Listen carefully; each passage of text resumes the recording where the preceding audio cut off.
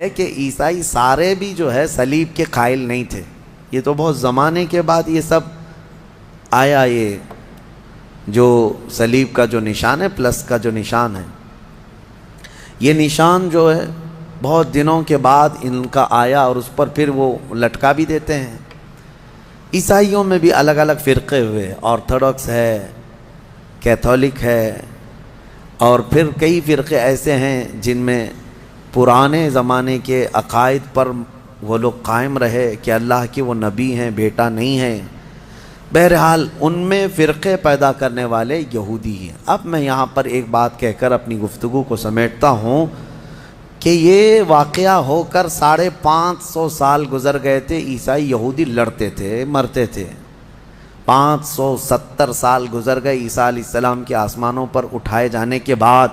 تب مکہ مکرمہ میں محمد الرسول اللہ تشریف لائے، میرے آقا تشریف لائے. اور پھر جب آپ نے نبوت کا اعلان فرمایا اور قرآن اترنے لگا تو اللہ نے قرآن کی آیتوں میں 550 سال سے جو مسئلہ لٹیگیشن کا شکار تھا، کیوں سمجھ لیں جو پراپرٹی کسی کے حل میں نہیں ہوتی ہے، اس طرح کا مسئلہ تھا کہ کوئی حل نہیں کر پاتا کہ آخر ہوا کیا تھا. یہ اسلام کا احسان ہے یہ عیسائیوں پر بھی کہ قرآن نے بتایا کہ عیسیٰ علیہ السلام صلیب پر نہیں گئے بلکہ آسمانوں پر اٹھائے گئے.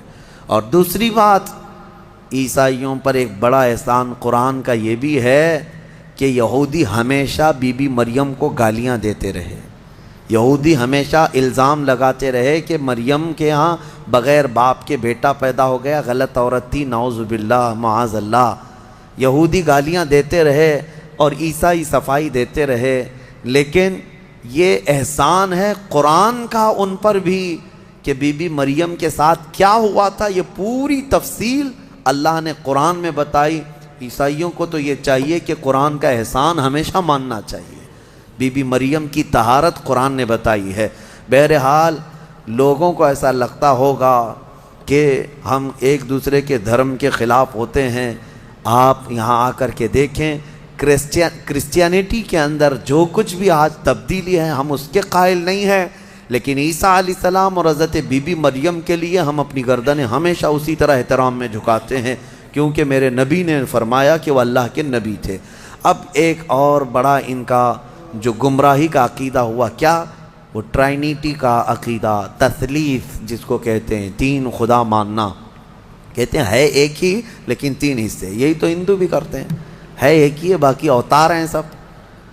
اسی طرح عیسائیوں میں شرک آ گیا. کیسے؟ وہ کہتے ہیں ایک خدا ہے، اس کو فادر کہتے ہیں، گاڈ فادر، وہ فادر ہے، اور بیٹا سن ہے، یعنی عیسیٰ علیہ السلام کو سن کہتے ہیں.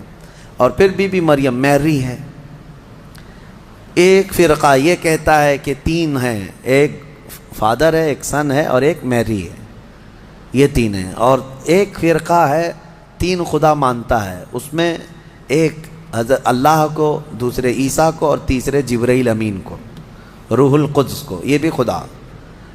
اب ان سے کئی مرتبہ بحثیں بھی ہوئی، باتیں بھی ہوئی. تب یہ یہی کہتے ہیں ہے تو ایک ہی، اسی کا یہ حصہ ہے. اور آج ہم نے قرآن میں تلاوت کی ہے سورہ مریم کے اخیر میں اللہ نے فرمایا وَمَا يَنبَغِي لِلرَّحْمَنِ أَن يَتَّخِذَ وَلَدًا.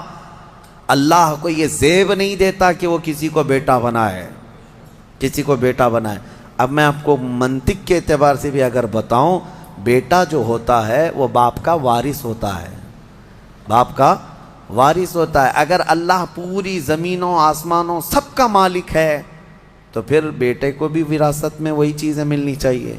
اور بیٹا بھی برابر کا ہے تو خدا کا تصور کہاں رہا؟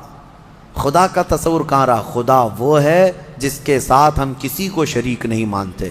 اور پھر یہ بھی ہے کہ اگر اللہ کو بیٹا بنانا ہوتا تو اپنے حبیب کو بیٹا بناتا، لیکن اللہ تعالیٰ اس سے پاک ہے، منزہ ہے. لم یلد ولم یولد. ہمارا عقیدہ یہ ہے، نہ وہ کسی سے پیدا ہوا نہ اس سے کوئی پیدا ہوگا.